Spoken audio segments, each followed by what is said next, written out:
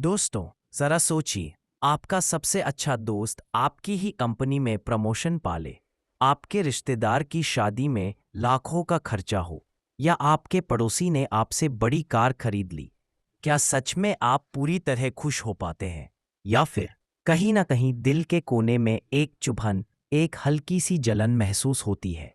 ये है ईर्ष्या, वो जहर जो मुस्कान के पीछे छुपा रहता है।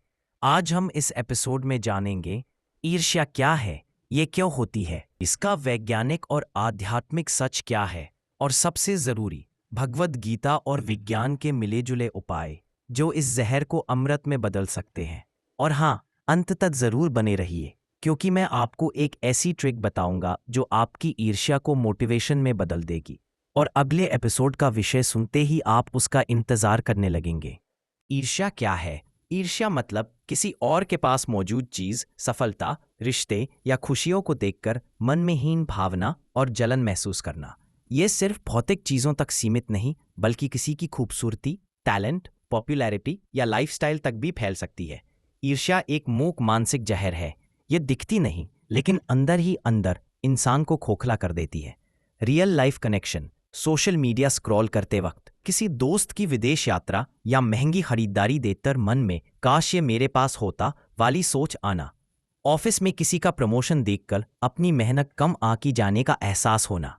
ईर्ष्या क्यों होती है? मानसिक कारण, तुलना की आदत, कंपैरिजन हैबिट, खुद को दूसरों के पैमाने पर मापना। आत्मसंतोष की कमी, जो है उसमें खुश ना होना।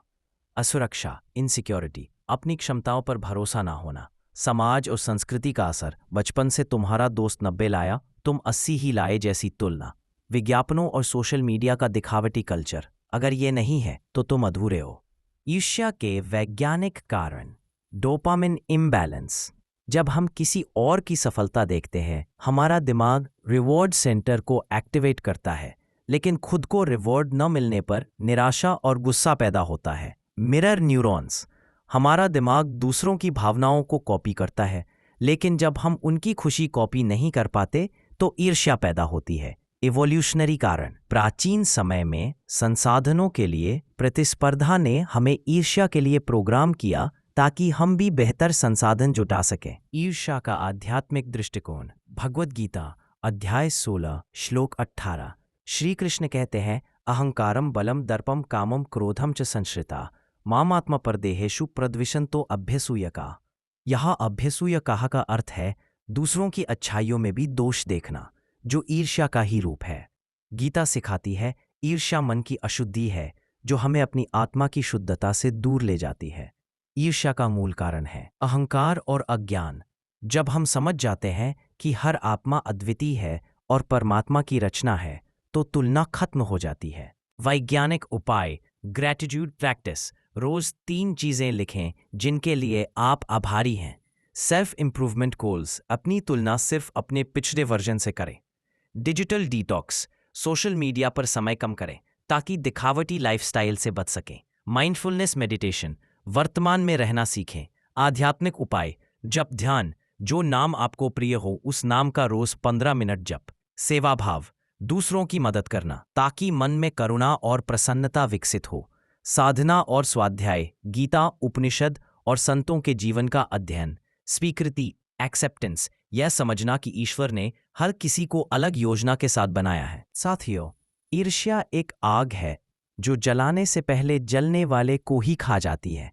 अगर हम इसे समझ लें, स्वीकार लें और सही दिशा में बदल दें, तो ये जलन हमारी सबसे बड़ी प्रेरणा बन सकती है। याद रखिए, जो आपके पास है वो किसी और के पास नहीं।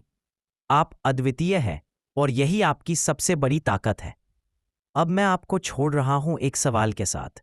क्या कभी आपने महसूस किया है कि गुस्सा और ईर्ष्या एक ही सिक्के के 2 पहलू हैं? क्योंकि अगले एपिसोड में हम बात करेंगे लालच, मन का असीमित भूख, जो हमारी खुशी, रिश्ते और शांति को कैसे खा जाती है, और गीता हमें इससे आज़ादी कैसे दिलाती है। तब तक जय श्री कृष्ण।